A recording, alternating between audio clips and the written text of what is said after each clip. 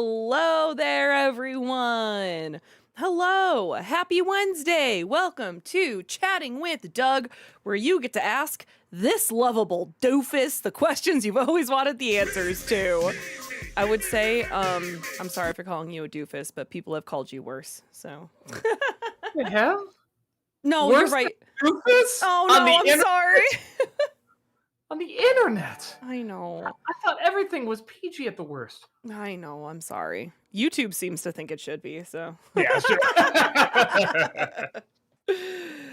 But anyway, hi everyone. I see we are already on a level 5 hype train over on Twitch and on YouTube. The questions are pouring in. So let's get to the rules so that we can start answering these questions. First and foremost, we give priority to the bit messages and super chats since that is some real world money spent. Towards the end of stream, sometimes we have time for non-paid questions, regular chat questions on YouTube or highlighted questions over on Twitch. But please save that for the end of stream because you should not repeat yourself over and over again. You can get timed out or even banned if you're going to continuously do it. On the YouTube side of things, we prioritize super chats that are $5 and over. We have a large volume of questions coming in, and so this is just a way for us to prioritize them and get to those non-paid questions, because I swear we're trying to, chat. If we have time at the end, we'll go back and look at the less than $5 super chats, but $5 and over are prioritized.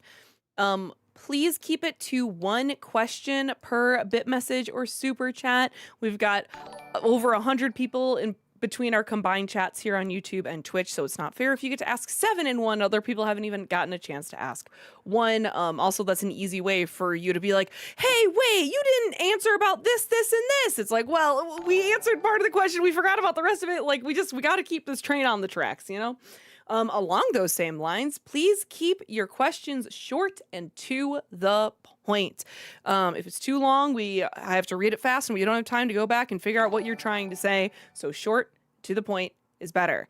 If you absolutely must break up your question or comment into multiple parts, keep it to 3 absolute max. We don't have time to figure out how part 12 related to part 2 and where this is going. So 3 seems to be the sweet spot for us to be able to keep following what you're saying here. No swearing, Doug. That's right. No spoilers. There's so much coming out right now, chat. We can't keep up. I can't keep up. I'm on episode 3 of Invincible now, so there's that. But I haven't watched Maul yet. Haven't watched Daredevil yet. Maul's good. It's really good. Have you started watching it? I just started watching. I'm on like episode 3, I think, and it's worth. I don't know, because I know a lot of Star Wars is like kind of meh right now, but this one's worth it. This one's really good. All right. But the point is, just don't spoil things, okay? There's not really many movies out to spoil right now, but we are swimming in TV shows. I feel like I've missed something, but I don't think I have. We got it. I think we got it. So there. Dragon's Toy, thank you for the 500 bits. Doug, I told Heather already I got to meet Corey Taylor at a con last weekend and Channel Awesome was discussed. He said he keeps hoping to run into you all at a con. Call that man. It was so amazing to meet him. He says hi. He is an awesome human. He really is. He's like the sweetest dude, and I always wonder how the hell he has the energy, time, everything to do what he does, because every time I see him, he's always doing like 5 or 6 other things. I'm just like, wow, God, I mean, he's amazing. He's a machine. So he's just one of the sweetest dudes, man. So yeah, no, I mean, as you see, anyone that meets him, like, you can just see it immediately. Yeah. Alexander, thank you for the 500 bits. DTF St. Louis released its final episode this week. If you've watched it, what do you think of the show as a whole? Good, but I wish it was building to something more. I kind of wish it was building to something. Just something in general. And I guess I can't say it's quite nothing, but it is a little bit. And you could argue that's part of the point, but I don't know. For a movie, maybe you can get away with that a little bit more. But for a show, like, I need a little bit more of a payoff than that. But it was still interesting. It was a good character study of these people. They're interesting people. Yeah, I did enjoy it, but yeah, I just wish there was a little bit more of a payoff there. I don't know. I could be missing something, but just what I got, but I could have used a little bit more of a payoff. Truth, Hope, Love, thank you for the $5 super chat. Doug, Amazing Digital Circus is getting a movie this year. Now you have to review it. Oh, is that how it works? Okay. I think it's the finale that's It is. getting a movie, and then they're going to show it, whatever, online, like what, a couple weeks after or a month or something like that. I think So, it's 2 weeks, yeah. yeah, and I'm just going to go out on a limb and say I probably have to see the show leading up Yeah, to it in order to follow it. So, definitely, for sure. um, I'll see. If I have time, I'll try to watch it. But like I said, I'm already catching up with a lot. But yeah, I mean, I know that's a big deal. So how many episodes are there again? I think there's only 8. And they're what, a half hour long each? I don't know. I've only watched one episode. I can't remember if it was half Okay. hour or 45 minutes. It's definitely not an hour. Yeah. I'll see if I can plan out for it because Aaron Lung review did pretty good. So maybe I can do this. Movie Mike, thank you for the 500 bits. There's a Cartoon Network TV movie I think would be perfect for Nostalgia Critic. It's called Reanimated. After an accident, a kid is given the brain of a Walt Disney ripoff, which allows him to see and talk to cartoon characters. Meanwhile, a crazy guy is trying to steal the brain so he can become a famous cartoonist. I'm not kidding. This is a real movie. Wait, it kind of sounds familiar. Let me see. Oh, actually, no, it doesn't. I thought there was a show where this guy like gets in a car accident. He sees like a floating like unicorn or Pegasus, like this cartoony one. No, this looks like some sort of like funky kid show or something like that. I mean, all right, looks a little weird, but that could be part of the fun. Yeah, all right, I'll try to give it a look.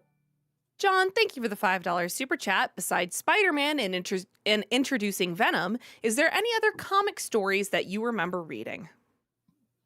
Oh yeah, a lot of X-Men, definitely some Batmans. I actually did like the Mask quite a bit. I did a whole video on that. What else? What else? I read a few of the Terminator comics, though those weren't actually that bad. Man, I'm trying to think. Like, I know there's others. It was mainly Marvel. Marvel's what we got into. But I'm like, I think those were the big ones. I kind of kept, to the ones I liked the most. Rob read more. He definitely was the big Spider-Man guy, and I read some of the Spider-Mans. But Iron Man, he read quite a bit of. I think he read a bit of Hulk. And he read X-Men too. But yeah, there's just so many comics. But X-Men, I became so obsessed with X-Men. I just wanted to, but I didn't have a ton of money, so I would just read whatever the newest one was or just keep up with what's going on. But I mean, in terms of like the backlog of lore, I read some of that, but yeah, I mean, again, there's just so much. I don't know how, I don't know how one could keep up with it, but I don't know because comics read faster. So Mm-hmm. maybe I could. I never actually like sat down and like tried to do it. So maybe I could the more I think about it. Dev the Wiser, thank you for the 500 bits. What are some of your favorite horror books? Well, the original The Haunting is great, the Shirley Jackson one. Actually, another one. Oh wait. I was gonna say, did I read Turning of the Screw? And I don't think I did. I didn't read that one. I saw a couple versions of the movie, including The Innocents, which is great. A lot of Edgar Allan Poe is great. I guess we're going by more modern, well, modern-ish. There's a lot of King I do enjoy. Misery is fantastic. I think you can kind of count Gerald's Game as horror. Yeah, weirdly, anything where someone's strapped to a bed weirdly makes good horror for Stephen King. I don't know why. But even stuff that I'm like, all right, the story doesn't do much for me, but I'm really engrossed. Something like The Shining or It. I mean, I did read them. I read them all the way to the end. It especially is a very long book. So yeah, it still kept me engrossed, and I just loved it. I just never really got into where they led, but yeah, they're still very, very entertaining. Alexander, thank you for the 500 bits. Have you watched the Steve McQueen film Bullet? I can see why many say it has the definitive cinematic car chase. Still phenomenal. I've seen bits of that car chase. I have not seen the movie. I should. I know it's another one of those kind of classic, like cool, gritty, action movies, and I really should. Multi Sabata, thank you for the $5 super chat. Have you ever seen any of the Dirty Harry movies? And if so, thoughts? Yes and no. I don't know if I've seen I must have seen at least all of one all the way through, but it's like I've seen them just on TV and at friends' house and stuff like so many times. I feel like I've seen them, but I've never like sat down and watched the whole thing. They're fun. They're incredibly silly. But there's also that, that real bite to it that movies back then really had, and of course Eastwood had. And I enjoy them, but I really should sit down and watch them in order, watch the whole thing, in one sitting. Movie Lover, thank you for that 14-month subscription over on Twitch. Welcome back. Thank Appreciate you. that. So recently I found that the next Jumanji film has been titled Open World and will be the final installment. Are you interested in seeing it when it comes out? Sure, I'm trying to remember if I saw the second one. I think I did see the second one with Danny DeVito and Danny Glover, and I think yeah, I remember liking it okay. Well, and of course the you know whatever they call it, the first one with Dwayne Johnson, Jake Black, and stuff was a ton of fun. So yeah, I hope if it is a finale, if it's the last one, I hope they do something a little different because I do remember the second one. Like everybody liked it, but it's like okay, it's just the first one again, but it was done fine. So I like to see just something a little different, especially for a finale. Alexander, thank you for the 500 bits. Which Charleston Heston religious epic do you like more, Ten Commandments or Ben-Hur? 10 10 Commandments is probably the better made movie in terms of like, it's a literal biblical story and everything, but I have a soft spot for Ben-Hur. Just when I think of like epic, like holy smokes, I think of that chariot race. It's also one of those when I think of like big epic Oscar winning movies. Like when somebody says epic and Oscar, like that's the first thing that pops in my head. Really, Gladiator, Gladiator. No, no, no. Get that crap out of here. Ben Hur. Like that's the one you go see, man. There's no CG tigers. There's no, like the big, Coliseums filled with other CG. But no, like everything was there and people actually got hurt and the stunts were real and everything. And it's just like, holy smoke. So like, again, that's how everything is done now, safety and all that. And people really did get hurt. But at the same time, you do look at that movie and just go, holy smokes, I can't believe just how they used to make these back then. So yeah, that's probably the one for me. Headshot, thank you for the $5 super chat. Excuse me. Have you had a chance to meet Dana Terrace and Matt Brayley yet? Really like the Owl Lady Wanted poster on the wall. They even got her nose right. Yeah, who is the second name? Matt, Brally. Brayley? I see. Oh, who made Amphibia. No, I haven't met either of them. I bet they would be very interesting people to talk to. But no, I've even if we were at a con together, I don't know if I'd be able to get anywhere near these people. Well, especially Dana. What's her name? Terrace, is that her last name? Yeah. Yeah, because she's really hot stuff now with that glitch show that came out, the pilot that came out. So yeah, it'd be cool to talk to him, but like I don't know how much. I know they would be swamped at a con anyway, so wouldn't want another person to be like, hey, I really like the way you blah blah blah, so I probably wouldn't do that. But I do like their shows quite a bit. John, thank you for the $5 super chat. What kind/type of jokes are more difficult to come up with? Uh hmm. Well, I don't know. I guess for what it's always weird when you just there's something you can't pass over. You have to do a joke on this. And it feels like the joke should be so obvious. And for some reason, it's not clicking. In some strange respect, the obvious ones are the most tricky. Or doing one where everybody's already made a reference to this already. Everybody's already made a joke about it. Now you have to make a joke about it. No, but even then, sometimes you can incorporate that into the jokes. That's not too hard.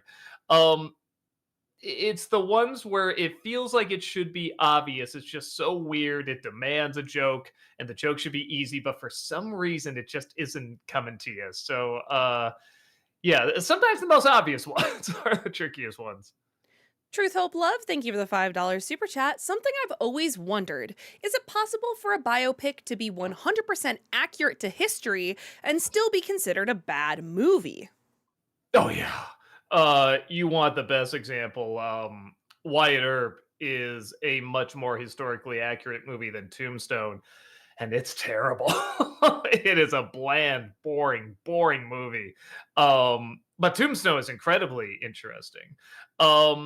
Like anything, there's a way to. I mean, look at history class. There's some people that could tell history in a way that's like so fascinating and really makes you realize, wow, this was really happening with these people and everything. And there's some people that just say, and then this happened, and then this happened, this happened. There's no drama to it at all.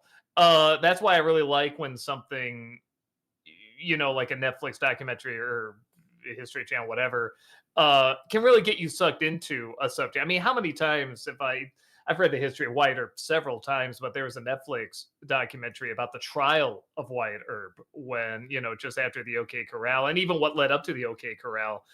And it was so interesting. Like, I thought I knew a lot of this, and I did, but even what it was neat hearing it again, but then just sort of hearing it through different eyes and different ears and everything, it just sort of this different point of view. And even what they found out even more as time has gone on, just made it so much more interesting. So, yeah, it's still an art like anything else. Talons of Water, thank you for the $5 super chat. Since you seem to be a fan of opera, Doug, how did you get into it? Considering it's a rather niche form of theater and for many, an acquired taste. Well, my mom was an opera singer, so that helped. But on top of that, just a lot of people on her side of the family are really into music. My dad's really into music as well. And they would talk about opera. And I, like a lot of kids growing up, I see opera in cartoons all the time, a lot of Bugs Bunny cartoons, especially the Chuck Jones ones. And I forget how, but just lyric opera had Valkyrie playing. Mm. And I can't remember if I was required to or if I just wanted to. I can't remember, but I've been interested in Wagner. I hear a lot of Wagner music and I like it. I think my dad was just saying, they're doing Valkyrie at Lyric if you want to see it. And I'm like, yeah, let's do that. Like give it a shot. And I just was blown away by it. I really didn't know. I don't know. Music's amazing. We all know music is amazing, but it's so cool when you discover, oh, it's doing something I didn't really know music could do. And the way Wagner works is that it really kind of lowers your defenses. The music is very slow and just sort of puts you at ease a little bit. And then it kind of relaxes you and it works its way kind of into your heart and everything. It starts to kind of play with it a little bit. And you're just getting more and more to the characters and the emotions and everything. That when the big dramatic stuff happens, it's like, oh no, even though I know what's gonna happen. uh, and I mean, the whole last act of that is just one long goodbye, and it's these two characters saying goodbye to each other, and it's done so slowly, but through just this gorgeous music, and I was just like, holy smokes. Uh, and it's one of those things where I didn't know music could do that because I never gave music that amount of time. I mean, these operas are long. Wagner Yeah. operas are famously long, and but I see why. I see what it's doing. So, and not all operas are like that. Something like Mozart and stuff. Like much more bouncy and playful and everything. But those can get serious too. Uh, yeah. So I just got really into it. Now, I'm definitely not an expert on it, but the ones I've seen, I really, really like, and they're and I also see when people don't get into it. I get it. They need more going on in front of them and everything, but even with the music. But yeah, I really got into it quite a bit. Ice Luigi Star, thank you for the $7 super chat. So, what level in Galaxy do you hate the most, Doug? Water or ice? What one did I get the most angry with? I think it was the ice. Yeah, the ice. I was really, really. I was screaming pretty loud with that, man. I think it's got to be I had a that. great time putting that clip compilation together for the social media. Eclipse Ninja, thank you for the 500 bits. Vending at the con this weekend with my fam, so I'll be meeting you for the first time. And I want to make Nice. you artwork, but I've been having bad brain fog, so thought I'd ask you what you want directly. I was thinking a painting, Tim Burton themed somehow. Oh, that's fun. Yeah, I mean, most things in terms of like Tim Burton art, I really like. I'm pretty easy to please with that. Anything Batman or like Beetlejuice, Edward Scissorhands, or if you really want to get out there, do something with Edward. That's one of my favorite movies. So, maybe use like the Tim Burton style in Edward or I something. was I don't know, with a chosen drawing today. or painting, however you want to do it. But yeah, listen to your heart. You're the artist. Whatever you make, as long as it's genuine and you love it, I'm sure I'm gonna love it too. Kay Schaefer, thank you for the $10 super chat. I was Recommendation to chosen review the today. most dove-worthy John Woo movie ever. Paycheck. Oh, I don't even know if I've heard of that one. All right, try to check it out. Elite Gamer, thank you for the 43-month subscription over on Twitch. Welcome back. Thank Appreciate you. that. 43 months with you crazy lot, but I wouldn't have it any other way. Doug, Heather, the channel awesome crew, and chat have done nothing but find new ways to make me laugh so hard, and for that I thank you all. I'll ask this question for you, Doug. Did you hear what a representative of Sony recently said about theaters when it comes to too many trailers and being too expensive? Thanks again for everything. No, I haven't. I'll have to look that up. And thank you for all those incredibly kind words. That's very, very nice of you to say. John, thank you for the $5 super chat. Excluding making videos for YouTube, what is the most physically difficult thing that you have done in your life? Physically difficult thing. I'm trying to think. Boy, I don't know. I'm trying to think of like like I mean, nowadays, so many things are much more difficult because of the fatigue. You get drained a lot easier. But yeah, I'm really trying to think of like just something that really, really pushed me. I don't think this isn't it, but it's the one that's coming to my head. When I started doing boxing, I was shown how to do it and everything. It wasn't just boxing; it's all these other different workouts you would do with it. And the first time I did it, I was kind of dizzy, but it's like, oh, it felt so good. I just knew like my body went to the ringer and it was great. It's a good kind of sore and everything. And then for some reason, I didn't put together, and I should have, that you're supposed to have water before you work out. Oh And no! one of these times I didn't do it, and I just like, was pushing myself and everything as you do. And then I just like, I told my trainer, I'm like, I'm sorry, I gotta sit down. I feel like I'm gonna puke or something. And we're trying to figure out what it is. And they're like, could have been this, could have been that. I'm like, I don't know. And finally he said, did you have water? I'm like, no, I thought that was like an after thing. And they're like, it's a before and after thing. I'm like, oh shit. So yeah, now I always, before I work out, I always have water. But yeah, I don't know. I'd have to really, really sit down and think about that. Anything that's like really difficult, I, like not in a good way, you know what I mean? Like, oh, that really hurts. That's a painful thing. I try to keep at a distance. I also try to not think about too much. I work on how to make that not happen again. And then also I just try not to think about it. 'Cause you get depressed doing that. So I'd had to really, really go back and think about like oh no, I know one. Appendicitis. I had that. Ugh. That was really, really rough. Like, I think one point when they couldn't figure out what it was, I was pretty young. I was like 13, 14, something like that. And they were like, okay, when they didn't know what it was, they're like, here, Doug, can you stand up? We're going to do this test. I'm like, yeah, sure. And I got up and I just immediately passed out. Like, I just remember standing up and I don't remember anything after that. Like, just the pain and the drain and everything was really, really rough. Jace, thank you for the $5 super chat. Don't know what's funnier, new Rat Race thumbnail making it look like you for real were in it, or your head on Bizarro Mr. Bean because of similar neurological ailment. Wait, my head on, was it Bizarro Bizarro Mr. Mr. Bean. Oh, that's it, because that's who I'm on with that. That's right. They can both be equally odd. Strider for Life, thank you for the 500 bits. Hey, Doug and Heather. Hi. Hi. Zinner Noah, I thank you was for the $5 frozen super today. chat. Doug, would you please play Telltale's The Walking Dead either after Mario Galaxy or Final Fantasy? You're missing out on peak gaming narrative. We'll see. There's always, we put it to a vote and stuff like that. And I think Galaxy, I don't. Did we vote on Galaxy? No, we just jumped into No, we just that. jumped So into it because the yeah. movie. And I mean, like, So you might play Indiana Jones first before Telltale because you want to do that for yeah, Disney December, maybe. yeah, that's So, true. But we'll mhm, see how long that game is, and we'll see if we want to do a vote again or what mhm. we want to do. But yeah, we'll figure it out. John, thank you for the $5 super chat. A bit of a broad question, but what's your favorite song from the 70s or 80s? Man, that's such like a big Broadway, especially it's not just one decade, it's like the 70s or 80s.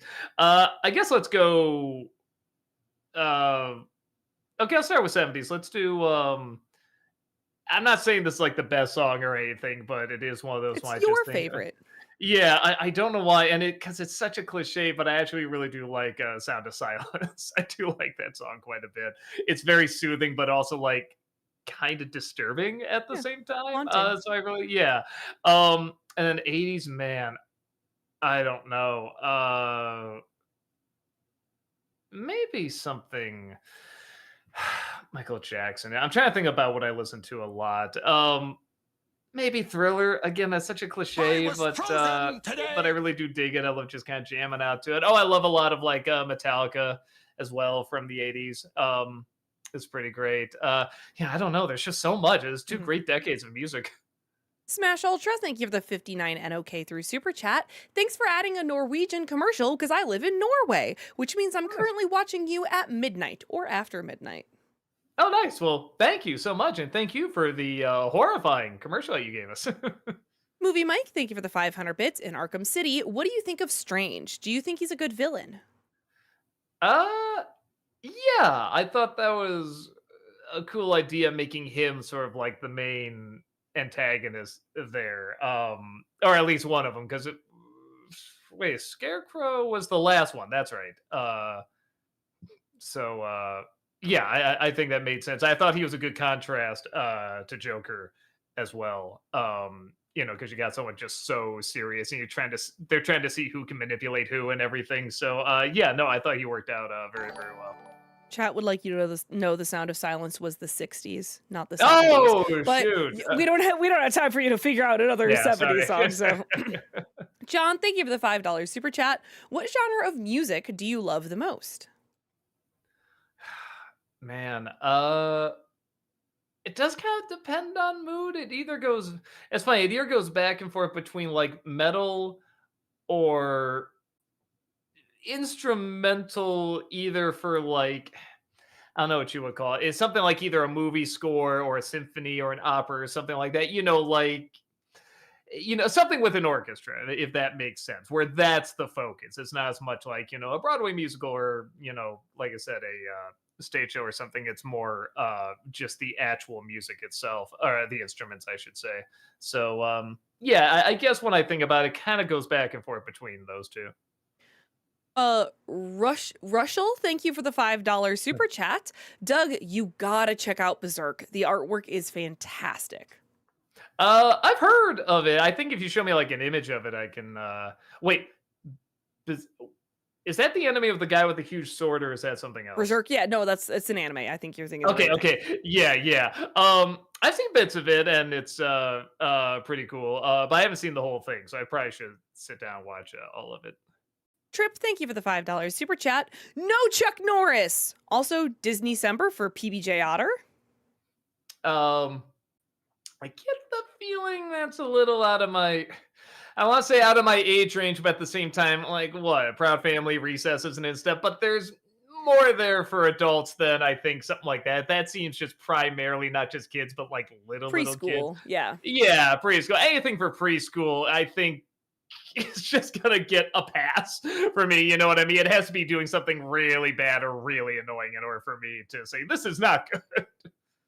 Jace, thank you for the $5 super chat. This is part 1 of 2. Boo was foreshadowed in Monsters University. Remember in the first film when Sully accidentally scared Boo, making her cry during a scare demonstration? Okay. Oh, wait for part two. Part two, yeah. Clips Ninja, thank you so much for gifting that sub over on Twitch. Appreciate that. Thank Thank you. you. John, thank you for the $2 super chat. Sky High Hawks, thank you for the $5 super chat. What's a game that's almost made you break your no cursing rule for streams? Also, rip to the person that leaked the entire Avatar movie. Yeah, I thought I heard that. Interesting. Probably the Batmobile one was big in the last Arkham game. Wait, was that or the second Arkham game? I can't It was remember. the But the last one. Batmobiles, The yeah, third. that was. Oh my god, that was pushing me. I think probably the first Kingdom Hearts when I was going up that tree. I was getting pretty angry. And then yeah, was it the Mario Galaxy with the ice levels? Yeah, that was just really, really getting to me. Jace, thank you for the $10 super chat. This is part 2 of 2. The university principal explained to Sully the child she was describing is afraid of snakes, so a roar would make her cry, not scream. It's why Randall was her monster in the first film and why she cried at Sully. Oh, okay. Oh, interesting. Oh, that is a little subtle addition there. All right, I like that. Strider for Life, thank you for the 500 bits. Hey, Doug and Heather, I meant to add this message. Chi chi boing boing, chi chi boing boing, followed with Austrian laugh. Oh, that's the Arnold commercial. Oh, sorry. Chee chee boing boing. No, it took me a minute too. I was just like, oh, okay, that's it. Yeah, and then you have to have the I have That was there. brilliant. I don't 100% know what just happened, but I love it because I haven't had a chance to watch the episode yet. It's fun. JL, thank you so much for those 5 gifted subs over on Twitch. Appreciate that. John, thank you for the $5 super chat. Hey, Heather, for a guy who hates reading subtitles, what English dubbed anime would be good for a beginner? The dub of Cowboy Bebop is fantastic. That's what I was going to And say. the show Yeah. is fantastic. A lot more modern dubs, too, are I'm gonna get hate, but are pretty comparable to just watching it subbed. Like now, as opposed to the late 90s, early 2000s, voice acting is very like revered and respected as like an actual acting craft and not just something that they threw to anyone.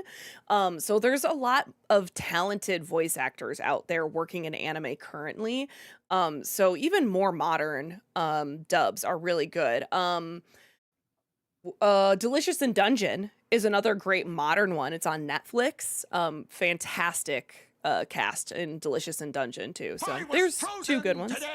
Is that a really good show? Because we always had Delicious in in our queue and Dungeon? we never. Yeah. Yes. I really Okay, I enjoy should give it a Delicious in shot. Dungeon. It's one of those we had in our queue, and then for some reason I was like, whatever, maybe another time. And I completely forgot about it until you brought it up again. I'm like, oh yeah, that did look good. Yeah, it's charming. It's good. Smash Ultra, thank you for the 59 NOK through Super Chat. Have you seen Super Mario Animation by Voodoo Jin? I highly recommend it. It's where Mario actually sounds like he's from Brooklyn. I was frozen today. I feel like I've seen these title cards. I think I've seen a little bit of it. I remember liking it, but I didn't keep going for some reason. It was probably a time thing, but I remember liking what I saw. Drolu, thank you for the $10 super chat. Will you ever review Tom and Jerry, The Fast and the Furry? Furry. 2005. Fans say it's the best Tom and Jerry movie and has the same writers and voice actors as Animaniacs. I have it on the list because I've been requested that before, and I've heard that too. That's like the best of them. So I've been really curious to check it out. So we'll see. Maybe this year, if not this year, next year. Because I did scroll by that again. I was just like, oh yeah, man, maybe I should check that out. John, thank you for the $5 super chat. What's your favorite film that was released the year you were born? Good question. Let's see. 1981 movies. Not movies, plural. This is when we find it was just an attack, not an attack, but a scheme to get your birth year. Yes, yeah, because nobody can find that. Right. Boy, yeah, they're Actually, mostly the boring movie. It's like 4 seasons. I don't want to say that's my favorite, though. It's a good movie. Um, God, there are no other movies that came out. Like all of these are like they're not bad. They're just like come on. There's like I know it's like a great. Oh hey, there you go. Raiders of the Lost Ark. Oh, and Excalibur. There you go. Oh, so some really really good movies. Yeah, we'll go with that. I guess I'll go with Excalibur. That's a pretty badass movie. Movie Mike, thank you for the 500 bits. In Harley Quinn, who do you think gives a better performance? Kaylee Cuoco as Harley, goodness gracious, or Lake Bell as Ivy? Eh, Ivy, honestly, because that's the show that kind of made me realize, like, I think I actually really do like this character. Like, I never minded Ivy. Ivy was fine, but I never really got into the character. And something about that show, and I think particularly the voice, that actress just brought a really good dry sense of comedy without being too dry, and just had this real charm. And again, there's been a lot of great voice actresses for Ivy, but something about that one, I was just like, yeah, boy, this really just feels like a fleshed out person. Uh, and I really like it. And again, some of the comedic deliveries were just so good. So yeah, I'll go with that. JL, thank you for the 1,000 bits. Even though you didn't like signs, did you like the design of the Hess farmhouse? Sure. Well, fine. John, thank you for the $5 super chat. What did you want to be when you grew up, if not a film critic? A filmmaker, honestly. What I start? I think I started. I wanted to be an actor, and then I was like, well, actor, I don't have enough control. I think I just wanted to tell stories. I want to do it in some way and get my ideas out there and stuff like that. So when I was younger, I do it with drawings, and now I'm doing with like videos, and stuff like that. No, but being a filmmaker was the big thing. And the good side, bad side is that I think when I got to college, I was finishing up college. I'm like, boy, I don't think I'm cut out for that world, the Hollywood world and everything. So I, said, okay, I'll get my degree in communications, just do, illustration because that's my second love. And then this kind of just was a hobby and it really blew up. Uh, and a part of me was thinking like, well, maybe I can use this to like, make films now. Okay, especially now we're seeing more and more like YouTubers do that and everything. But every story I wrote, and even sometimes got into pre-production, somebody else had the same idea at the same time and made a movie before I did, which is a good problem because the idea is out there and they probably do it better than I can. I'm sure they've had more experience. They're in Hollywood and everything. But it is one of those things now where I go, okay, I mean, again, that's a good problem in terms of like, well, is there any story you really want to tell? If there is, I'll probably do it in the similar way like I did Santa Quit, some sort of little drawing thing like that. Um, or it just has to be something so bonkers, so crazy that nobody else could think of it. John, thank you for the $5 super chat. Any films you would say you have to watch at least once before you die? Me personally, or just people in general? I believe people in general. People in general? Boy, man, what's one that's like everybody has to see this? Like a movie that'll win like everybody over or be life changing or whatever. That's hard. I'll say there's some that I've never seen anybody dislike. That's not to say nobody dislikes it, but I've never seen anyone dislike it. Actually, Ed Wood would be one. Amadeus would be another. Fearless, the Jeff Bridges movie, is a very, very good movie. It's very heavy. It's difficult to sit through sometimes, but it's a very, very good movie. Those are the ones that are popping in my head. Again, ones that's like you should see because I know a lot of people like them, and there's a lot of weight to it in their own unique way. Talons of Water, thank you for the $5 super chat. What time do you prefer watching movies in theaters, and where in the movie theater do you prefer sitting? If, for example, the middle seats or seats by the exit.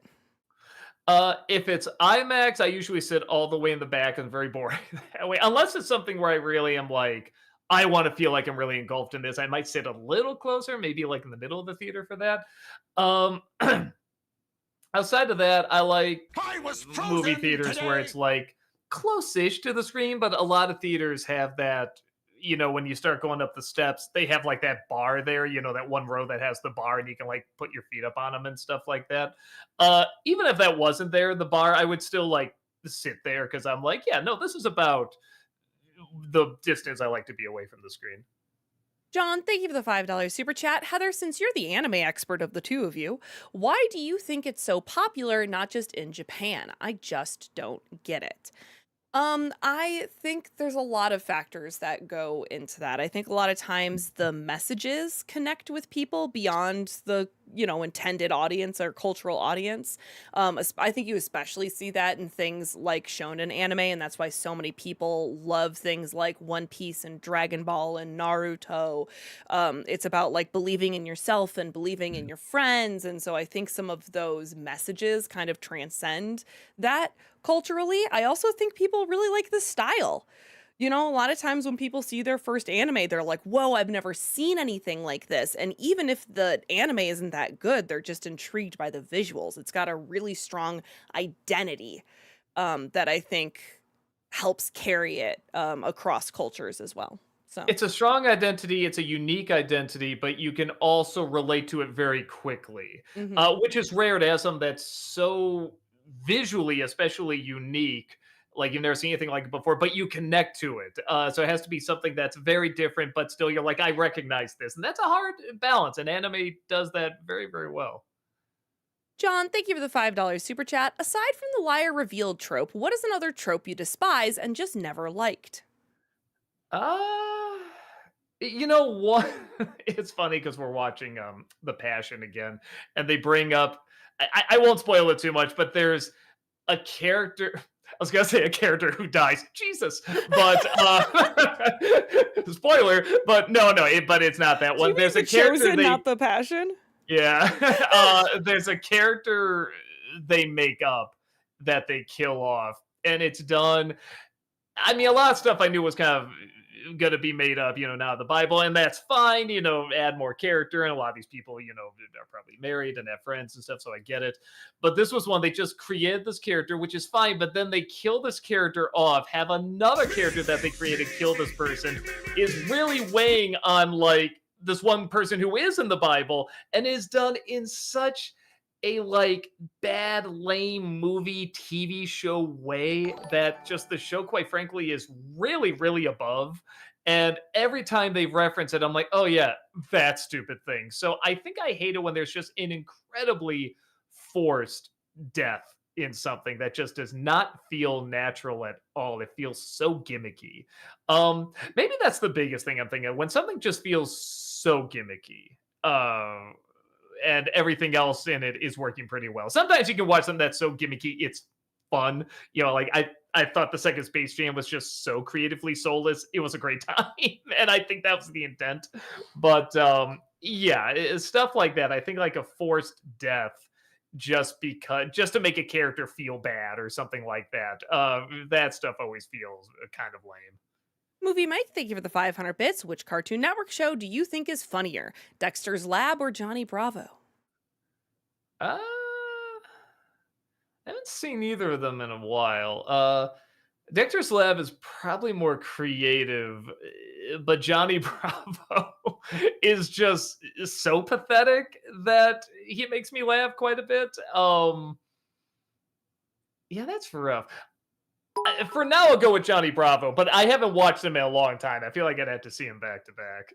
Smash Ultra, thank you for the 59 NOK through Super Chat. Have you seen the animated short Red Eclipse? It looks like it's from the Venture Bros, two of my favorite characters, Misconduct and the Judge. Red Eclipse. Oh, there's a game. Hold on, show. I was frozen today. Oh, look at that. Kind of neat. No, I haven't seen this before. It looks really interesting. Yeah, I'll try to check it out. The Lone Logan, thank you for the $5 super chat. Hello, Mr. Doug. Just saying hello and letting you know I made another tribute to you called There's Something About Commercials. Hope you're going well. Awesome. Well, thank you so much. If I have time, I'll try to check it out. Kevin, thank you for the $2 super chat. JL, thank you for the 1,000 bits. Did you have a chance to watch Dexter's Lab since it hit Tubi? I mean, I've seen it before. I haven't seen all the episodes, but I've seen a handful, and I liked it. But yeah, I'm not like I said, I haven't seen them all. I guess I was gonna say I've seen maybe half, but then again, I don't even know how many episodes there are, so I'm really not sure. But what I've seen, I enjoy quite a bit. John, thank you for the $5 super chat. What's your favorite WTF moment in a film? Man, I mean, I feel like I say this as a compliment. I feel like it's got to be pink elephants from Dumbo. There's not really any reason for that scene to go on as long as it does, but it's just I was so frozen great and today. so awesome. It just allows the animators to kind of do whatever they want, and yeah, I love it. I love moments like that. I also love it in like Beavis and Butthead Do America when they have that little music video section. And again, you could cut it and not miss anything, but it's just cool, especially in animation where you could just allow them to do whatever they want, just be as surreal and odd as they want. There's no limitations. Alexander, thank you for the 500 bits. In DTF St. Louis, what did you think of the scene where Floyd tries to rekindle things with his wife? That might be the most painful thing I've watched since the phone message scene in Swingers. It it is pretty rough. Yeah. I mean, they all act great. They all and it's written in a way where it's just the acting from everyone is just so awkward and so uncomfortable. And then what they're talking about, you think it might lead to somewhere good. Then you're just like, wait, what? uh, oh, and then yeah, just the looks on their faces and everything. Oh, yeah, it was. There's so much hilariously uncomfortable in that show. And you're right, it is very similar to Swingers. That's I know the scene you're talking about.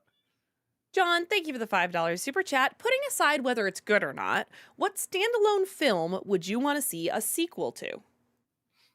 Uh, let's see. I mean, so many things have gotten sequels. Right? Yeah, it's really hard to think of one that hasn't gotten a sequel. I I always said if they were gonna do any Disney sequels, like straight to video sequel, or even just a big screen sequel, the two I think would be fun. Robin Hood, that you could see easily how that would go bad. But they got it right. I think that'd be fun. And Alice in Wonderland. There's more books. I think you could do more with that. Deshaun, thank you for the $5 super chat. So, Doug, have you watched Malcolm in the Middle, Life's Still Unfair yet? Plan to include it for Disney December? Yeah, I think I have to because I might be the only human being out there who didn't like it. Everybody really seems to love it, and I like seeing them all together too and everything. But I didn't hate it. I just feel like the comedy wasn't that great. Everyone had like one thing to do, and that was it. It's just kind of like one personality trait for the most part. Some venture off into other stuff. The new characters I didn't get into. It didn't really have much of a bite to it. Yeah, it just didn't do that much for me. Yeah, but I didn't hate it. There's some funny moments. There's some very sentimental moments too that I think work. Uh, but even those kind of go on too long. So yeah, I don't know. I think I'm the only cold-hearted a-hole that didn't just entirely give myself to it. I don't know. Ricky in chat says they also didn't like it. Okay, all right, we got one other person. Okay, we got one other one. Ultimate Frozen fan, thank you for the $5 super chat.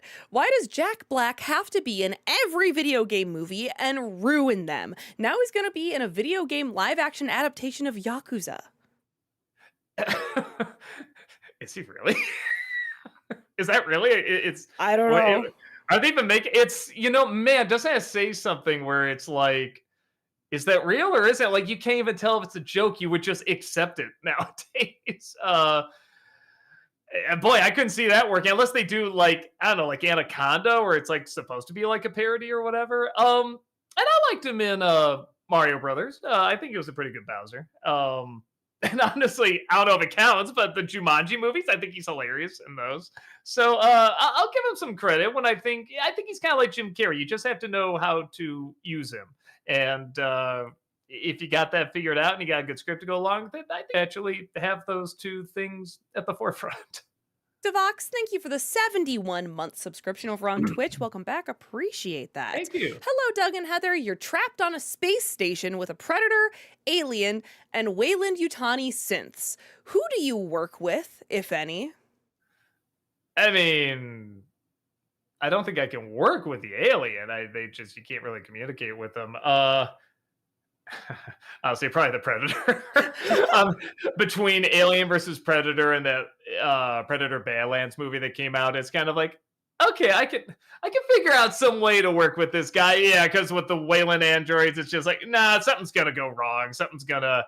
They can turn too quickly. Where with a Predator, there's just like a when they say they're gonna do something, that's it. It's like you just have to convince them that this would benefit them.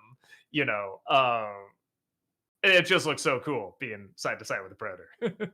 That Jo- sounded really bad, but you know what I yes, yes. mean? John, thank you for the $5 super chat. Aside from movies and television shows, what are some escapisms you try to distract yourself from the real world, like the news, etc.? I don't get to do it much anymore, but I mean, like, I do like drawing. I like working on little side projects. I like playing poker. I haven't done that in forever, but I like doing that. Going for a walk is nice. Honestly, just hanging with my wife or my family, my friends, stuff like that. I think all that, is really, really good. Just having a good support group around you, just people you can chat with about anything. It can be serious, it can be not serious. Just have good conversation. Like all that goes a long way. Cat Lover, thank you for the $2 super chat. The guy is here. Thank you for the $14 super chat. Hey, have you heard of the SCP Foundation? Basically, it's a website about a fictional government agency tasked with capturing and containing all the supernatural creatures and objects. No, oh, SCP. There it is. Yeah, SCP. Okay, I heard SCP for some reason. No.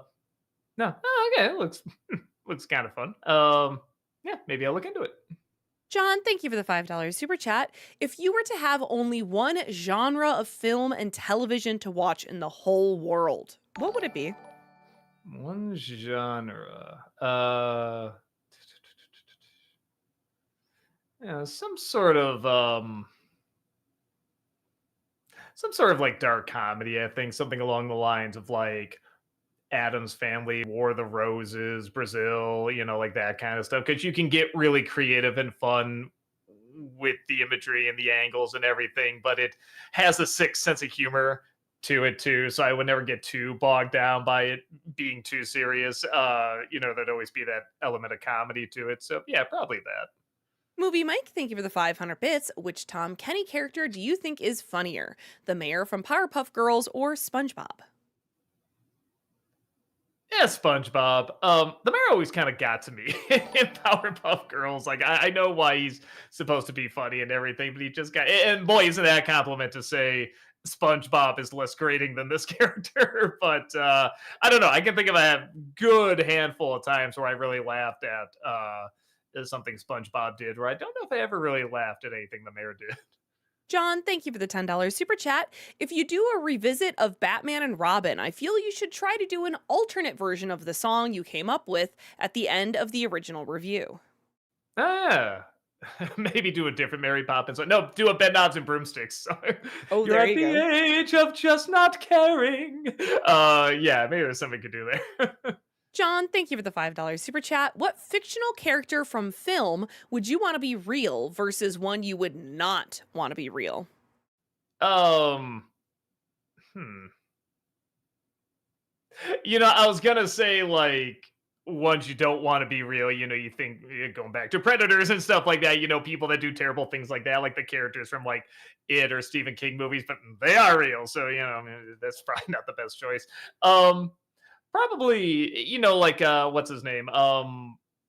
From the boys, Homelander, someone like that, or a Joffrey or something like that, someone who's just is a psycho but a brat and is dumb. That's always the thing that when there's a smart villain, I feel like they're terrifying, but it's like I'm less afraid because I feel like I could connect with them on some level. And it's like I know it sounds silly because I don't consider myself a bright guy, but it's hard to get myself that dumb for some of these, for someone like Homelander or Joffrey and saying that immature, even though I am quite dumb and immature. But I mean, I think that really says something to how evil they are that I can't get myself to that level. So something like that. And then what character would I love to exist? like a maybe like a Mrs. Brisby or like an Atticus Finch or a Margie or something like that. These really kind characters. The kind of characters that you go, what would that character do? How would that character react? Probably one of those I think would be really good. Lava War Cannon, thank you for the $5 super chat. After reading Strange Adventures by Tom King, I was excited to see Mr. Terrific in the Superman movie. I'd recommend reading it or check out the art. I never even heard of the character until that movie, and actually, especially watching it again, I really like that character a lot. So, yeah, I'll try to see if I can check it out. Sean, thank you for the 500 bits. Hey Doug, I've been meaning to ask for a while. Transformers or GoBots? I had both toy sets when I was young and watched both animated series. Sadly, the one GoBots film, Battle of the Rock Lords, is a little hard to come by on physical media. Yeah, Transformers. I did see a little bit of GoBots. I just remember there was it. There's like a scooter character. There's some sort of like kind of kid friendly looking character there that I remember as a kid I liked, but everything else in there I couldn't really remember or get into. Where Transformers. I'm not gonna pretend like I was a super fan, but even I could point and say, "Cool, that's cool," kind of thing. The song was cool. The toys were cool. So yeah, it definitely Transformers. Sean, thank you for the $5 super chat. Have you seen Jackknife with Robert De Niro or Paradise Road with Glenn Close, Frances McDermott, and Kate Blanchett? No, I don't even think I've heard of those before. Yeah, I should probably check them out. Jace, thank you for the $5 super chat. Have you ever watched recaps of films/shows just to know the story and what happens in the end to save time and skip having to watch something all the way through? Yeah, I did that, and I feel bad I did this because I think this was a great show, but it really did just come down to a time thing. Adventure Time, I did that. I think I saw about half the series, and then it just kept going when it finally wrapped up. I'm like, all right, I should see what happened here, and I did for part of Steven Universe. I did drop back into it to kind of keep up with it, but even then, I'm like, just a time thing. Let me watch a recap of some of these. So like I got back into it, and then again, I'm like, time's running short. So I watched a recap, and I stopped before it got to the end. So I watched the last like few episodes of that, and then I watched all of Steven Universe Future. So yeah, I don't like to do that, but again, just as you get older, time gets you know tighter and tighter. Alexander, thank you for the 500 bits. Who do you think gave the best performance in DTF St. Louis? Jason Bateman, David Harbour, or Linda Cardellini? Honestly, probably Bateman. Yeah, they were all great, but he was one where it's like I know that's Jason Bateman. I mean, he hasn't changed his face or anything, but I just didn't see him. I just didn't recognize him. I just saw this character he was playing. And what's her name? Oh, what is her name? You just said Linda it. Linda Yeah, Cardellini. is also very good at that. She can play a good variety of characters, and Jason Bateman's a good actor, but you always recognize Jason Bateman. This was the first time where I saw him, and I'm just like, I just don't recognize. This is just a totally different person to me. So, yeah, I think he did a really, really good job. Sean, thank you for the $5 super chat. Have you seen Killers of the Flower Moon? It's long, but it's not boring and has great performances. No, I should. I've heard good things about it, and definitely some questionable things about it too. But at the same time, I still see movies even if they have questionable things about like whatever the history and all that stuff. But no, I have been curious to check that out. Yeah, I forget, is it on Apple or can you? I forget where I it's don't showing, know. but yeah, I have it written down as one of those movies like to check out at some point. Movie Mike, thank you for the 500 bits. Have you said, sorry, I messed that up. You have said that something that makes you hesitant to watch the 2012 Ninja Turtle show is the animation. What don't you like about it? Um, I can handle bad hand drawn animation better than I can bad CG animation. I'm not gonna act like that's like horrible animation. It's very of its time, but they just kind of move like puppets, like very plastic, weird looking puppets, and I don't really get into the design of them that much. The colors are good, and like the shading on them is good, but the actual textures and everything and the way they move, I don't know. It was the same thing with what was it, Reboot? I couldn't do that show either because the animation, I was just like, oh, I just can't look at it. And it's very creative. I know it's very creative, and that's the best they could do at the time. I get all of that. But yeah, to me, it's the same reason people say they can't watch South Park. Oh, the animation's so ugly. Like, I get it. That one doesn't bother me. But bad CG does, or very very simple CG. Let's say that. But I should watch it because I've heard it's really good, and it's like apparently like the best of the shows that's come out. So I really should give it a shot. Sean, thank you for the $5 super chat. Have you seen the last 2 episodes of Smiling Friends? I have actually. I got a video coming out about it very soon. So yeah, I liked it. Long story short, they were good. JL, thank you for the 1,000 bits. Sadly, I can't do cons too much anymore. Would you guys ever come to New Jersey? If you want us out there, just find a con New Jersey and say, hey, we want Channel Awesome out there, and maybe they'll bring us out. James, thank you for the $10 super chat. Doug, Tommy Wiseau has confirmed that Claudette fully recovered from her breast cancer. That's Lisa's mother from The Room. Yeah, I could guess. That's great to know. Dr. Gold Dry Bowser, thank you for becoming a member for 23 months over on YouTube. Thank you so much. Just Hammond, thank you for the $5 super chat. Would you ever consider doing more Uwe Boll? I was holding out for a postal review for so long back in that guy with the glasses era.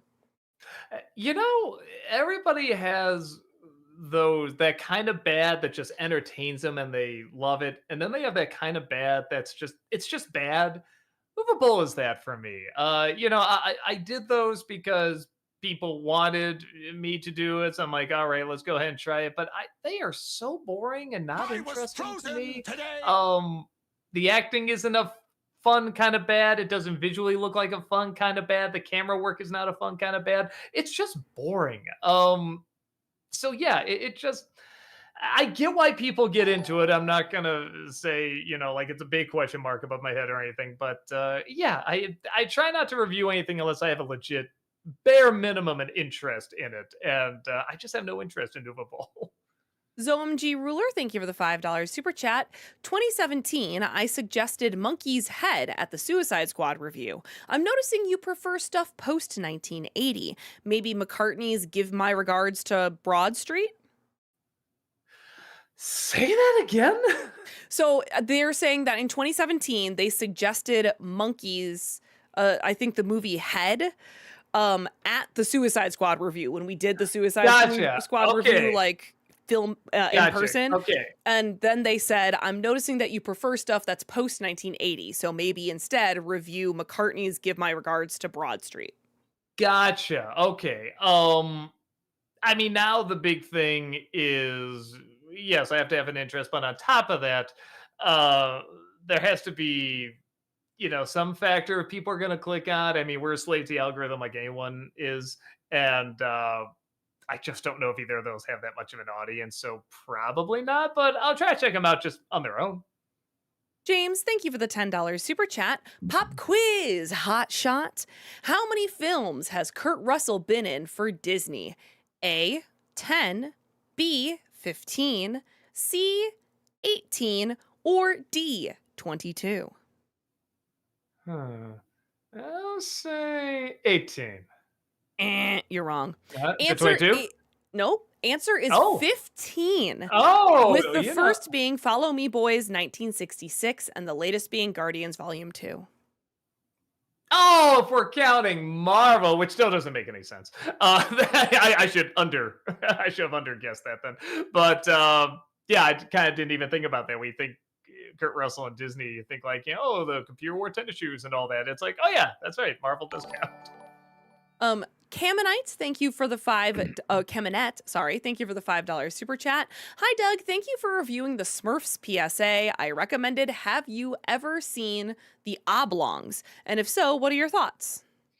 I know what it is. I don't think I've ever sat down and watched a whole episode. I heard some people back in the day say it was actually kind of interesting, but Yeah, I never did. I don't think I've even watched a whole episode. So yeah, I have no thoughts. Movie Mike, thank you for the 500 bits. Have you started Buzz Lightyear? No, not yet. I'm watching them all right now, and either after that or kind of in between that, because I know they're spaced out whatever every week. I'll do Buzz Lightyear. JL, thank you for the 1,000 bits. For Octoberween, would you ever play Tattletale? It's a scary game. Uh, Never even heard of it. We'll see. Look into it. New Man, thank you for the $5 super chat. With Godzilla Minus Zero teaser released last night, any thoughts slash expectations for this -1 sequel? You know, it's funny because I saw how short it was, and I was seeing the clips they were doing, and I was just like, "Ah, okay, well, it's a teaser, so I can't really judge much." And then that last shot, I was just like, "Oh!" I love you. Don't need to show too much else outside of that. That got me pretty excited. That last shot got me really excited. Patty, thank you for the €5 super chat. Hello from Ireland. Thanks for all the great Hi. content. Thank you for watching. Good thing I wore green. New Jersey Diablo, thank you for the $10 super chat. Hi, Doug. Do you plan on Hi. reviewing the 1995 movie Tom and Huck, starring Jonathan Taylor Thomas and the late Brad Renfro, for either an NC review or a Disney December? We'd love to hear your thoughts on it. Yeah, probably Disney December. I've had on the list for a while. It's another one of those where it just kept getting moved around because something else would pop up that year. A couple things would pop up that year. I've never seen it. It didn't look good, but I've always been curious to check it out. So yeah, I will at some point. Jace, thank you for the $10 super chat. Since it turned 25 and is more relevant than ever, AI revisit? YouTuber John Solo's messed up origin summary of OG Pinocchio story really helps you understand what Kubrick's film script was doing for the story. Um, yeah, well, I've done. I don't know if I've seen that video, but I've done a lot of research on it. It is one of those where it's like, okay, I can kind of see what he's trying to do, and it wouldn't be impossible to, you know, to do in the Kubrick way, but man, I still don't fully see how that would come together. But the more and more I read up on it, the more and more I kind of get a general idea. But I was yeah, frozen it's today. I don't know. Because that's something that Kubrick kind of missed. Because he actually, the ending of that movie, and this made more sense too when you read up on him, is really the happy ending. He's like, yeah, humanity should really be, just iced out, and computers should take over. It just makes more sense. Just I'm not a fan of, but it's one of those things where when you know that, it's kind of like okay, but he really did miss the mark in that it wasn't physical machines walking around. It was the digital realm. That's where all the AI stuff, would be taking place. Which you can't, you know, fault too much for that, but it's interesting. Outside of that, I can't think of too much else I could say about it that I didn't include in the reviews. So, yeah, so probably not, but it is interesting. A lot of things that became dated with that. Mr. Wuffalo, thank you for the $10 super chat. What do you think of Alice in Wonderland being the animated movie that Walt Disney was the least proud of? Weird. Well, you know what? In a way, I love that movie. I can kind of see why he would maybe think that because with Alice in Wonderland, I remember hearing this when it came out too. A lot of people were like, Alice in Wonderland, Disney, oh my God, what are they gonna do? The crazy weird stuff they're gonna do with the animation and stuff. And for many of us, we're introduced to Alice in Wonderland through the Disney movie. So that's our introduction. But if you work backwards, if you were to read that book and then see that the people that made Snow White are going to do Alice in Wonderland, this is what you get. I can see why someone would be let down by that a little bit, and definitely sort of the black backgrounds. It's all very shadowy, but ironically, I feel like compared to other adaptations, it got the spirit of it the most, and kind of the color, in a bizarre way, the colorful side of it, because the backgrounds are so black that the colors in the foreground really, really pop. And I get the feeling they probably had to cut corners too. Again, particularly with the backgrounds, but I still really love it. I feel like it has it seems like the most condensed, tight telling of it in a sense that it feels like a movie. It's actually a movie where every other adaptation of it is trying to be the book, and books and films are very, very different. Same thing with miniseries too. So it's a very, very much more than people I think give credit for. It's a very difficult book to adapt. And ironically, even though I see why some people would be disappointed in that, I still think it's the best we got. Justin, thank you for the $10 super chat. Who's your favorite Mario? Captain Lou Albano, Chris Pratt, Bob Hoskins, or Charles Martinet? Hoskins, even though he's in probably the worst of all of those, I really, really just see him as Mario. That's still perfect casting. I don't know. When I think of Mario, so in what was it like Mario 3 or Mario 4, something like that, one of these Mario cartoons, they went from Lou doing the voice to someone else doing it. And he had a little bit more of a raspy voice down here, a little bit, again, kind of the Boston accent. So when I think of Mario's voice, I do think of that first, but then when I think of like a live action Mario, like Bob Hoskins is just perfect for that. So yeah, so I guess Hoskins is probably the most complete with that, even though he's in arguably the worst adaptation of all those. Movie Mike, thank you for the 500 bits. In your Disney December of Monsters Inc., you said that you thought the villains are boring. Which one do you think is more boring, Waternoose or Randall? Oh, Water News. And let me put it this way: I remember the name Randall. I remember the actor who plays. That's not true. I remember the name or the actor who played Water News, but um, I didn't even remember that name until you brought it up, and I'm just assuming, yeah, which character it is because there's only two villains in there. But yeah, no, I wanted to like Randall because I love those kind of characters, the kind of slimy, they're trying to get ahead and they always lose, kind of the Daffy Duck character. Steve Buscemi's gonna play him. Oh, come on, this has got to be great. And there just weren't any laughs with him. The only cool thing about him was his design and that he could blend into different backgrounds. So yeah, didn't do much for me. Alexander, thank you for the 500 bits. What are your thoughts on The Seventh Seal? I watched it a second time last night, and I feel like I understand it much better now. Yeah, there's well, and don't beat yourself up about that too much. There's people that have seen that film tons of times and are still finding stuff or figure out a new theory about it and everything. Um I think the first time I saw it, I liked it, but I knew I didn't fully understand it. And I kind of knew that was a little bit of the point. So I'm like, okay, this is still good. I just got to sit with it a bit. I got to watch it a few more times. I've watched it quite a few more times. When people say like great movies, like greatest of all time, like that is one of those that's like really, really high up there. I always put it up there with like Citizen Kane. And it is a very, very good movie. And a lot of it, I mean, if you really like that film now, you should check out that director's other works. Wild Strawberries is very, very good. He's got just a long, long list of great stuff, very similar to that, very abstract, very surreal, very dreamlike, open to interpretation, but again, little seeds of hints of what it's like what's going on and what it's alluding to. And yeah, no, that really is when people talk about the great films. Like that is one of them, in my opinion. JL, thank you for the 1,000 bits. What's your favorite scene in Scary Movie 3? Man, let me think. I actually do like. There's half of Scary Movie 3 is really, really good. There's half of a really fun parody in there. Um, let me think. It could just be the simplicity of that line Charlie Sheen has. They master space travel, but they can't get through a wooden door. That just sums up everything.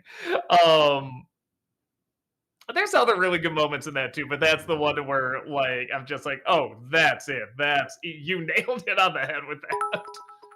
Dr. Gold Dry Bowser, thank you for the $5 super chat. I disagree about dubbed versions. I prefer watching Japanese originals like Sailor Moon. I have many favorite Japanese VAs, being Aya Hirano and Kotono.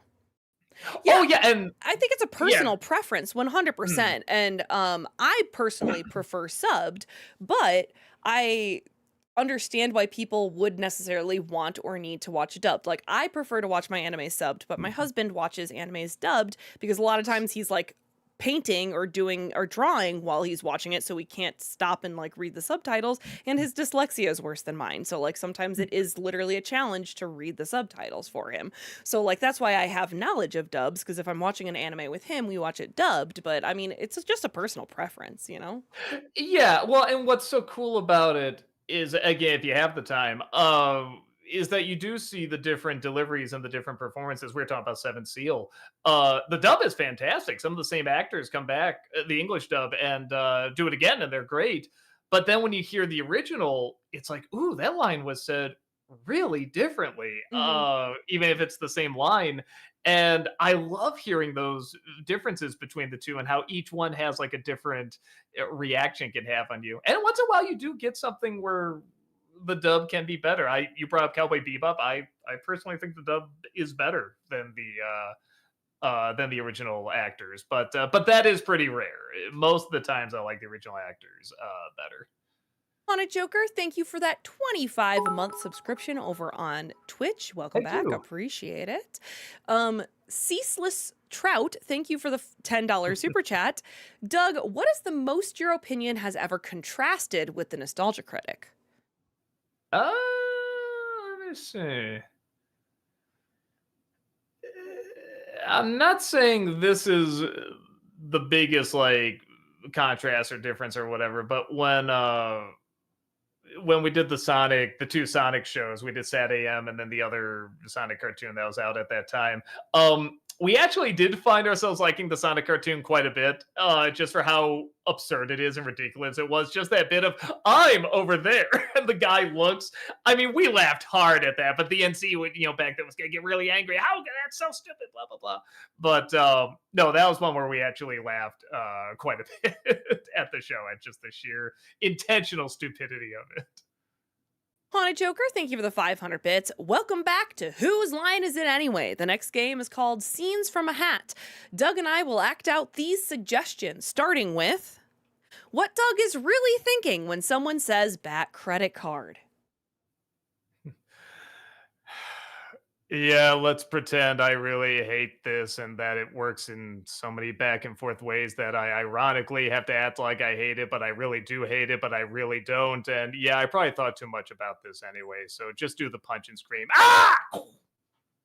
Beautiful, thank you. That is actually what goes through my head. Just like there really isn't a part that goes, oh, this again. Like there really isn't, because I don't mind. But there's also a part that's like I can't go as big as I used to because my voice is going to everything and energy is more depleted. So I'm like, okay, I'll just do that. There you go. JL, thank you for the 1,000 bits. Did you ever watch The Buried Secret of M. Night back when they were filming The Village? No. Timing! I'm not even sure I know what that is. Easy, thank you for the $10 super chat. I know you've done dark tunes on it, but have you ever considered doing an NC on Courage the Cowardly Dog? I don't know what I would add on top of what I've said in the Dark Tunes. I haven't seen the whole entire show. Yeah, I've only seen the ones I saw for Dark Tunes. I liked them quite a bit, but yeah, that would take time to watch the whole series. And again, I don't think my thoughts are going to change that much from the Dark Tunes. Movie Mike, thank you for the 500 bits. Heather in Invincible, what do you think of the leader of the Coalition of Planets, Thaddeus? I thought that was very interesting. Like, I don't want to get too into spoilers, but I thought it was really interesting how he related to the Viltrumites and like even interacted with their history and stuff. So I'm curious to see where that's gonna go, because I have some thoughts that it could go not where we think it will. So we'll see. Jack, thank you for the $5 super chat. What's your favorite historical film? For me, it's Gladiator. Historic-ish. Favorite historical film. That's rough because I'm trying to think of one where it's like they really got, like it's a good movie, but they really got the historical side down really, really good. Man, that's rough. I mean, ones I just like in general. I like Tombstone. I like Oh, it wasn't our one we were just talking about. Actually, let me Chad look is that saying up real fast. Amadeus. You just brought up Amadeus. Yeah, but that's very intentional historical fiction. I don't like when people say it's historical. It has historical inaccuracy. No, no, no. It's historical fiction, and that's fine. There's nothing wrong with that at all. But I think people confuse that for being legit. Let's see. Oh, I guess 1917 was very good. Dunkirk was very good. Yeah, it's so funny. A lot of these are they are kind of historical fiction in many respects, even if they say, the true story. Um, yeah, man, I know I'm missing an obvious one, but I am just completely blanking on it, and it's not really showing up here. So I guess for now we'll go with Tombstone. But yeah, I'm kind of shocked I'm not finding more. Oh, you know what? A really good one. I'm not saying it's one of my personal favorites, but it's very, very good and is very authentic. Is Apollo 13 is actually Hmm. really, really good. New Man Production, thank you for the $10 super chat. With Godzilla X Kong Supernova just under a year away, how do you feel about Space Godzilla being the next villain? This is not a spoiler, by the way, it was confirmed a while back. Uh, Sounds cool to me. Sounds totally fitting in that universe. Yeah, I'm down. Talking Movie Bubbles, thank you for the $5 super chat. Favorite Jim Henson project? Mine would be The Storyteller. I have it on DVD. I love it so much. John Hurt is great as the host. That's another good say projects. I'd say actually Jim Henson films. Let's say that. Oh well, because again, are we talking about when he was alive, or are we talking about afterwards? Because even then, I would maybe put in like the Dark Crystal show, which actually I haven't seen all of, but what I saw was very, very good, and it's one of those where I'm like, boy, I can't see them messing that up. I do like Labyrinth quite a bit, but again, I feel like there's gonna be something else there that that I feel like I would really, really get into. And yeah, I guess just in terms of films, yeah, maybe a toss up between Labyrinth and The Great Muppet Caper, which is just a personal favorite of mine. I just love that movie. I love the humor of it. I love the film noir angle of it. Yeah, I just really, really like that one a lot. And I like that because they're just very, very different. Labyrinth in that they're like just almost two entirely different animals. Sean, thank you for the $5 super chat. And Harry Potter, what do you think of Voldemort, Bellatrix, and Umbridge as villains? Uh, is Umbridge is that the lady that always wore pink, or is that someone Yes, else? yes, that's Okay. Umbridge. It's funny because I saw all the Harry Potter movies except one because everybody said, "Oh, nothing, just skip it, blah blah blah," and they forgot to mention, "Oh, except for like one of the most iconic villains in all these books." So I completely missed that character, and honestly, I want to sit down and watch the movie just so I can see this character because everybody references her so much. So I'll say she's great because everybody, I don't even have to see her. I just know anyone that leaves that big an impact has to be good. The little bits I see of her do seem pretty fun. I've seen her a little bit in the other movies. Voldemort's fine. Bellatrix is just, Helena Bonham Carter looking crazy, which is, what she does. They're all fine. I mean, honestly, just like everything in Harry Potter, it's fine. But I should watch that movie to see what people are talking about with that villain because I just know so many people quote that and meme that so many times. Sean, thank you for the $5 super chat. Question for Heather. Favorite Harry Potter book/movie and favorite character? I think my favorite movie is Prisoner of Azkaban. Book is probably Order of the Phoenix or Half-Blood Prince. Probably Order of the Phoenix. My favorite character is Hermione. It's super like predictable, but I'm a millennial, so I grew up reading those books and I loved Hermione. I was gonna say in the movie or in the book. In the book. Hmm. Yeah. I mean, I guess both movie and book. Noah, thank you for the $10 super chat. Hey Doug, can't wait to see you at Springfield on Sunday. Let's see if you will remember my name and this chat. What was the name again? Noah. Noah Hearn. No, well, I'm already off to a great start, so forgive me if I don't. JL, thank you for the 500 bits. What classic Disney animated films do you want to see get new 4K transfers? Uh, I mean, again, someone that mainly watches Blu-rays, and there's nothing wrong with 4K. 4K looks gorgeous. But I'm pretty satisfied with Blu-ray, and again, I think Disney Plus has a lot of them on 4K. I think I'm pretty sure, but probably if they haven't yet, a Hunchback, Sleeping Beauty, Snow White. And Lion King should be up there too. Yeah, Lion King, Beauty and the Beast. It's sort of almost anything the Disney Renaissance should probably get it. Dragon, thank you for the $10 super chat. Hey Doug, your friendly Hi. neighborhood horror fan here. What's a horror film, show, or game moment that sticks with you? For me, it's Psycho when Norman Bates gives that creepy smile.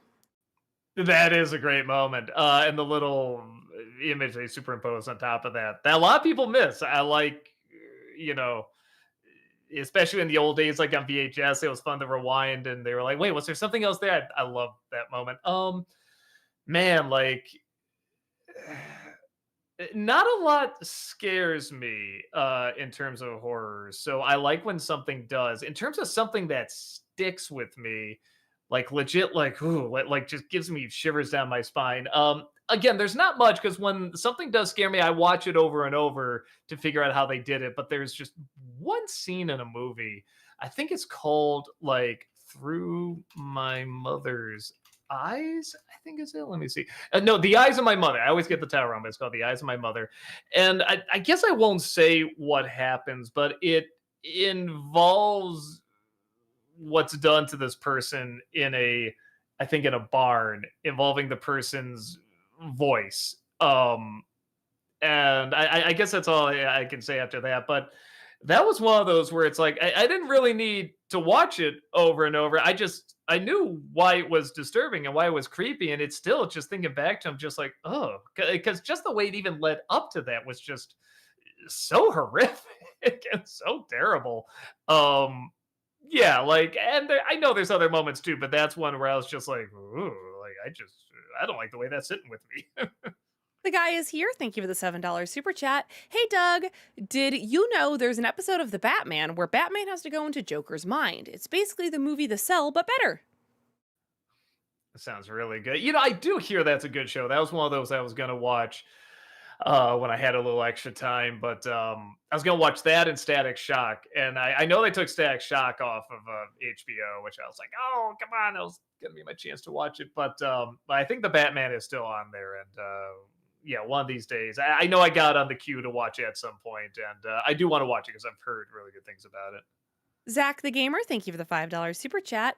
Doug, have you seen Agents of S.H.I.E.L.D.? It's 7 seasons, but it's an amazing show. Would you review it for Disney December? Also, would you do an NC for DOFP? DOFP. I'm not sure what that one is, but I heard Agents of Shield is good. I've never seen it. It's just too many episodes. I'm just not gonna have time.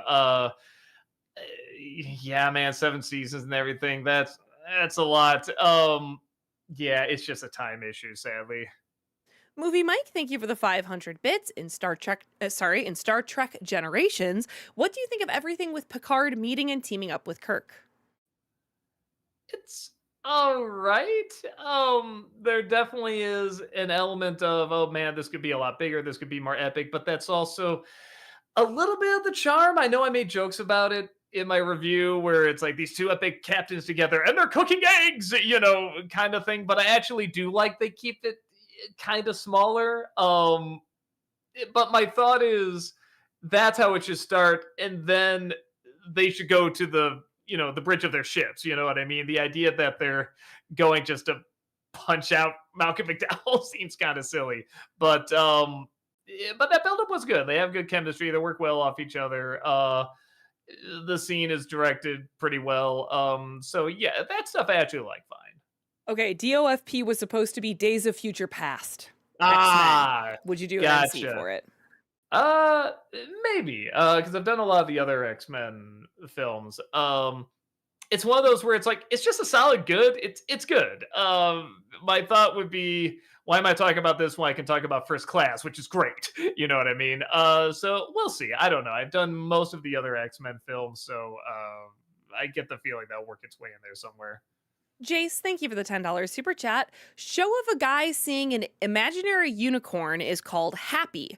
It's a vulgar, graphic, disturbing, traumatizing 2-season bad trip fever dream that gives Freddy Got Fingered a run for its sanity. It's great.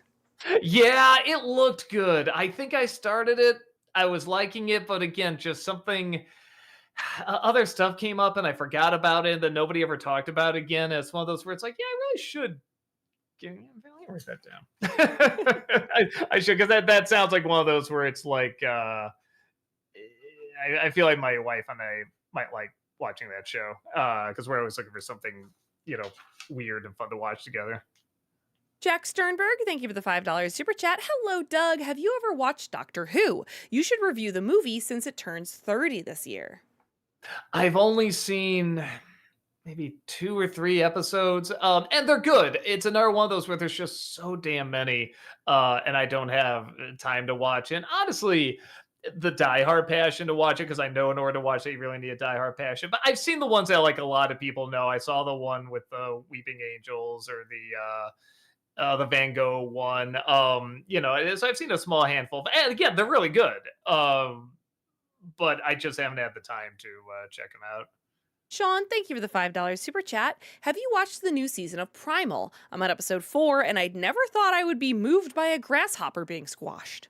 No, I forgot it was out. I don't know why. For some reason, I really thought the last season was exactly that. The last season. I don't know why I thought that, because when I was thinking back, I'm like, no, there's things that indicate there's going to be more. I don't know why I got that into my head. So I should sit down and probably watch those. Sean, thank you for the $5 super chat. NC for home movies and or Mission Hill. I've never seen Mission Hill. I love home movies. That's like one of my favorite shows. I absolutely love it. I feel like a lot of a lot of my humor when writing the NC kind of comes from that show too. I don't know. It's I don't know if I could do a whole NC on it though. It's another one of those where it's just funny. It's fun writing. It's fun characters, great voice actors and everything. They're good at improv. I just don't know how much else I can really say on top of that. But it is really, really good. I think there's another guy who talks about them quite a bit called Terrific Tyreek. He does really, really good stuff. And he talks about home movies quite a bit. Matt, thank you for the $5 super chat. Hey, Heather and Doug, hope your week's going well. Wow, it's Smash Mouth. Whoa, Smash Mouth. Internetube, thank you for the $5 super chat. Hey Doug, what's your favorite film that you would never choose to make a review on, whether lack of viewership or interest, and why? Trying to go through my list of movie. Probably Fearless. It'd just be too much of a downer. It's really, really depressing. Movie Mike, thank you for the 500 bits. Which villain song do you like more? Jafar's reprise of Prince Ali or Radigan's Goodbye song? Oh, Radigan. I love it's just so egotistical. It's not a particularly diabolical song or anything, but it's so sinister and how chipper and upbeat it is. And I love it makes its way into the end credits too. With like this whole choir singing it. I thought that was really funny. Alexander, thank you for the 500 bits. Which Max von Sydow? Cedo, I think, yeah. Cedo, okay. Performance do you think is better? Timing! The Seventh Seal or The Exorcist? Seventh Seal has a lot more going on. I mean, they're both good. He's good in both of them. They're both religious movies, aren't they?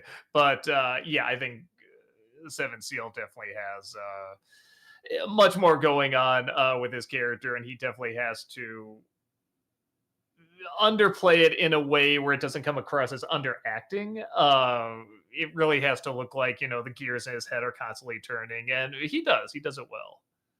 JL, thank you for the 600 bits. Which Disney worlds do you still want to see from Disney classic hand-drawing movies that have not hit the game? And then thank you for another 600 bits. I meant Kingdom Hearts. I was going to say, I'm assuming you meant Kingdom Hearts. I forget, did they do Coco or no? No. Mm-mm. That'd be good. Although we do have that virtual game. They did a virtual game a long time ago. But you're not able to like really walk around as much in that, so that'd be really cool. Um, and then I don't know. I always said gargoyles. I think would be pretty cool, even though it's technically just New York. But I like to see New York like how they do it. You know, I always like the way they have the shadows in that world and the lighting and everything. So I think you could do some fun with that. Or Darkwing Duck, Saint Canard would be fun. Alexander, thank you for the 500 bits. Top 3 favorite biblical films. Uh, let me see. I do like Prince of Egypt quite a bit. Yeah, I was gonna say something like Lilies of the Field. That's not really biblical. That's just religious. Probably Ben Hur. I think would be good. Yeah, let me look up it. It's like I don't want to be generic and just say Ten Commandments on biblical films. Oh, I do like the Nativity actually quite a bit. I think it's a very underrated movie. Year One is fantastic. No, yeah, maybe I'll do that. Maybe I'll say the Nativity. It doesn't get enough love. Giancarlo, thank you for the $5 super chat. Me, when I saw the used condom ad. Finally, this ad gets it. I've been saying this for years, yet no one listens. Yeah, I remember that ad from long, long ago, and I always was like, "Oh, I gotta put that in the commercial special at some point." I always kept forgetting, so I'm glad I finally remembered it this time. Sprinkle Jinx, thank you for the $10 super chat. Have you ever thought about going to Colossal Con East? This is Crack Santa from Cameo. Ho ho ho. Nice. And no, I mean I forget where Colossal Con even is. I've heard of it before. I forget where it is though. Yeah, if there's ones that like we travel to just to like get a booth or something like that, we should do that in the Midwest. But yeah, if it's something where you want us out there, wherever it is, again, maybe it's in the Midwest, I don't know. But if you want us out there again, go to them and say, hey, we want Channel Awesome out there, and they can get us out there. Considering it's called Colossal Con East, I would assume it's not the Midwest. Probably. That'd be my guess. Movie Mike, thank you for the 500 bits. Now that Has Been Hotel and Hell of a Boss are both 2 seasons in, who do you think is the better main character, Charlie or Blitz? I like Blitz. It's just I get it. And part of it's just to pick your points. And they're both very good shows, but it's just a little bit more like which one are you gonna like? Or it's kind of like saying, what do you like more, Malcolm in the Middle or It's Always Sunny in Philadelphia? Like they both have like a bite to it, but one really has a lot of bite. So I usually lean a little bit more towards that kind of stuff. And yeah, I think there's just more of a pathetic, psychotic side in Hell of a Boss that I like a little bit more, and I like seeing those characters work off each other a bit more. And that's definitely in Has Been Hotel too, but not to the extent of Hell of a Boss. Alexander, thank you for the 500 bits. Can we please have a hint for next week's review? Uh, let's see. It it's a movie, but it's one of the least bad ones. Roshak, thank you for the $10 super chat. Long shot. How would you suggest someone to create his own film animation? It seems studios don't accept submissions without an agent. Agent refuse people not in the industry, and AI floods submissions. I mean, just do your own. Look, there's been people that have gotten work in animation just doing something for fun. There's a guy that redid the Luke Skywalker ending in Mandalorian that got him a job. There's a video I shared of this guy who did Bob's Burgers animation with Archer, like it's like an Archer Bob's Burger crossover. And it was so good they gave him a job on Bob's Burgers. I'm not saying that's like a guarantee way to do it, but you are living at a time where you can do stuff on your own and you can put it out there and people can see it. Especially if it's like a clever idea and there's real talent behind it. All these indie animations and everything. I mean, we're just talking about Hell of a Boss and Has Been Hotel. That's on Amazon. Now, Digital Circus is getting a movie for its finale before the finale even comes out. So yeah, just, you know, start it online. Just do it. Just keep doing it. Put stuff out there. sometimes Living! that's the best route you can go. I mean, I definitely get the frustration of you want to submit something and get work and everything, but with all that said, I'm also not in the animation field. So you probably should maybe reach out to, somebody that is, but just from somebody that's seen this happen, I don't think that's the worst route. Christian, thank you for the $5 super chat. In the Castlevania franchise, from what you saw, who was your favorite Belmont? I mean, I guess we're going by the show. Is that what we're talking about? Or are we going by the games?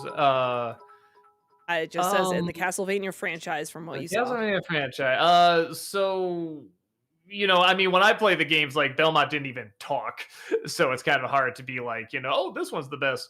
But going by the show, I think the first season Belmont I like the most. Even though I like this, was it the Nocturne? Uh, much more as a series, but I think in terms of the Belmont, I like the first one more. JL, thank you for the 600 bits. Did you ever watch on YouTube, Doug, that there is a complete list of your rants from different videos? Complete. Oh my god, how many days long is it? No, I haven't seen that, but I assume it's a very long video. Christian, thank you for the $5 super chat. What do you think of Jafar's cut song, Why Me? I don't know if I've heard it actually. I'll have to look it up because that sounds very interesting. I don't think I've got on my way to listen to it either. Yeah, huh. JL, thank you for the 600 bits. Heather, you mentioned Sailor Moon earlier. Did you notice that the Deke dub disappeared? No, I haven't really gone back and watched that dub for a while. I mean, I have actually some of the VHSs of it, but yeah, no, I haven't gone out of my way to look it up, so I didn't know. Lord Fraser, thank you for the 500 bits. If you could travel back and watch any movie premiere in the cinema ever, which one would you pick? Hmm. I mean, I'm trying to think of one. So it's gonna sound silly. Um, Endgame, because when we saw it, we were in a theater that didn't hold as many people. Okay, it was the only theater we could get tickets to, and had those recliners, and they were really, really spaced out. So I get the feeling in a regular movie theater, people are, in comfortable seats, but like not, not recliners like this. And it's filled, jam packed. Everyone's excited and everything. They're squished in together. And when you get to that ending, I keep hearing people are going, "Whoa, yeah," roaring and stuff like that. That wasn't my theater. Everyone, I think, because they're in the recliners, were just a little too relaxed, and there weren't quite as many people there. So they're just like, "That's cool." I think everyone's on the same wavelength of, well, we know they're coming back. um, so yeah, I would have liked to, and I know you can watch like on YouTube, like what are people film responses and stuff like that. But it would have been nice to be in a theater where there was a really excited crowd to watch that. Sean, thank you for the $5 super chat. NC for 101 Dalmatian cartoon or Disney Sleeping Beauty. I am gonna do Sleeping Beauty. I have that on the list. That'll either be this year or next year. Because it's a very interesting movie to talk about. Every time I see it, those backgrounds just blow me away. They're so amazing. And it is a pretty entertaining movie. 101 Dalmatians is a show I haven't seen. I'm not even sure where I would see it. Yeah, maybe it's on Disney Plus. But I don't know. It struck me, I should say, as one that was just a little, again, maybe a little out of my age range, but I could be wrong. Maybe there's some things in there for adults too. Movie Mike, thank you for the 500 bits. In Adventure Time, what do you think of Marceline's relationship with the Ice King? Oh, I loved it. Oh my god, it was, and it kind of comes out of nowhere. You're not even thinking like, well, these two wouldn't have any connection. Then when they show you the backstory, it's like, holy smokes! Not only is it a connection, it's like a heartbreaking connection. So no, I thought that was very, very well done. Angelic Fire Ice, thank you for the $5 super chat. I wish you had reviewed the MCU movies with someone who knows just how badly they destroyed everything from the comics, including several characters. Uh, we're not short people, YouTubers, all that stuff that are big into the comics and know the movies and stuff like that. I don't mind coming at it from mainly a film guy that knows an okay amount about comics. But at the same time, I think there is something to listening to people who really know the material and maybe figure the film has captured the spirit of it or hasn't captured the spirit of it. What I don't get into is when people act like everything should be the same from the source material. It's like, no, this is a movie. You got to make differences, and you got to. I think that's something you always have to keep in mind. As long as that is kept in mind, I don't mind when people do that. Cat Lover, thank you for the $2 super chat. Will you do a review on Aqua Teen Hunger Force? I like it. Again, I don't think I could really add that much to it. It's just funny. I could talk about the setup a little bit and how unique it is and a little bit of the humor, but again, I just don't think I could really add that much new to it. Kevin, thank you for the $2 super chat. Hey, Doug, what's your favorite Hi. Sin City story? Man, probably Marv's. I like Marv. And so I haven't read all the comics. I probably should because there's not a ton. But I've read like maybe Timing! 6 of them, something like that. And yeah, Marv is hands down my favorite. John, thank you for the $2 super chat. What genre of film do you love the most? Um, Probably like surreal dark comedy. Someplace that it has a dark sense of humor, but it's also a very surreal dark world you exist in. Something like Adam's Family or Brazil comes to mind. JL, thank you for the 600 bits. Which one of Steve Urkel's catchphrases are your favorite? Um, of course, he always says, "Did I do that?" Which is like, okay, that's the big whatever. But I like when he does a variation of it. Like, I think they're doing Romeo and Juliet, and he knocks over the stage, just everything falls over, it all gets destroyed. And he just goes, says something like, "Did I do it that?" Like little variations like that, I think are cute.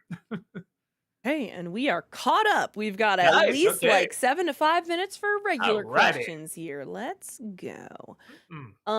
Roger Wayne over on YouTube says, please review Ralph Bakshi's Wizards. I had it on the list. There is a lot to talk about. There's some things again. I'm just like, how'd I get around that? If you've seen the movie and you know YouTube's, if you saw my Rat Race review, you know why that'd be a difficult movie to review. But there's actually other things in there too. But I do like it. I get when people don't. I'm not surprised if somebody's like, "What the hell is that?" Lord R. Wolfen over on Twitch says, hey guys, saw your international commercial special, and what would it take for you guys to check out the I Am Canadian commercial for Molson's Canadian beer? Timing! That recommendation, I'll type that in so I don't forget. Geodude over on YouTube says, hey Heather, I haven't been able to watch your Legends EA playthrough, so I wanted to know what you thought of the game. Have you caught any shinies? Also would love to see Doug play the game. I enjoyed it. It took me a second to get used to some of the combat. It was a good time. I know a lot of people get really weird about Pokemon games, but I thought it was fun. I had a fine time. It took me a second, like I said, to get used to the battle style. I did catch a random shiny out in the wild, and thank God I was streaming it because I didn't hear the shiny sound, and all of chat was like, Heather, there was a shiny! And it was great. I think we might be able to convince Doug to play some of Legends EA. It's not turn-based. That one's not turn-based, Doug. I'm just saying. Maybe. It's not turn-based. Weirder things have happened. Blablik Block over on Twitch says, what are your thoughts on Bernard Herrmann's score for Taxi Driver? Oh, it's really good. It's one of those where I like there's I don't know, how do I put it? I don't want to say it's like it's something new for him necessarily because the style of music isn't really that new, but maybe it's interesting doing that type of music for that type of movie because that's not the music you would immediately jump to. Oh well, this is what would go with this. But it really does. So yeah, I liked it. I'm not gonna have to like it's his absolute best or anything, but in terms of like fitting the film surprisingly well, I think it really does it in a decent way. Randy over on YouTube says, hey Doug, who do you like more, Pee Wee Herman or Ernest P. Worrell? Pee-wee's got more going on. He's a more interesting, funny character. There's like different things you can read into that character. But I'm always gonna have a soft spot for Ernest. I can't help it. I grew up with the character. JL, thank you for the 600 bits. Spider-Man No Way Home has officially hit Disney+. Cool. Smee Fan over on YouTube says, what do you like more, horror films with comedy in it or really serious horror films? I mean, if I can get all of it, that'd be great. I feel like the best drama, horror, scares, whatever, have some levity, have a little bit of comedy in it. But very natural comedy. Probably more serious just because it's a little harder to pull off because horror is so strange and odd, especially if you get into like monsters, ghosts, and stuff like that. It's a little trickier to pull off in like a legit scary way or like a way that I said really sticks with me. So I guess I'll say that, but I have no problem with, horror that's also goofy and funny and all that. Master Mario over on Twitch says, what do you think of Prairie Farms chocolate milk if you have had it? Very specific. I don't think I have. Yeah, sorry. Drummond D over on YouTube says, did you ever consider to check out Codename Kids Next Door? You mentioned it in Agent Cody Banks, and it has famous names in it. And man, what a shame they didn't get to make the GKND spinoff. I know what it is. I've seen a little bit of it. It looked cute. But it was never something I like went out of my way to watch. So I don't know. I think it had to be one of those where no, it's unlikely I'm going to see it. I was going to say maybe after I retire, maybe after I'm like, no, I'm not. I'm not going to lie. I'm not going to pretend I'm going to watch something I'm not. It would have to be something specifically for work, which I just can't see working that in that many episodes to do something for like Nostalgia Critic. But again, there's been lots of times where I said I would never watch something and I've done it. So we'll see what happens. Power Gamer over on Twitch says, if you could turn any movie into a Broadway musical, what would it be? Mine would be Nightmare Before Christmas. I always had an idea. I don't know, because I'm not a Broadway guy, but I always had one idea just in the back of my head. I'm like, I think this would be really good. Snoopy Come Home. I think you Okay. can actually turn into a really good musical, and you do not have to have Snoopy talk. Everyone else does enough talking and singing, and there's a choir and stuff like that. I don't know. I really like that movie, and I just think it would translate really, really well to stage as a stage musical. I think you can really do a lot with it. That's it. I've never had any ideas of like, how this would be on a stage. That's just not how my mind works. But for some reason, that one does. I'm like, yeah, I can see this really working.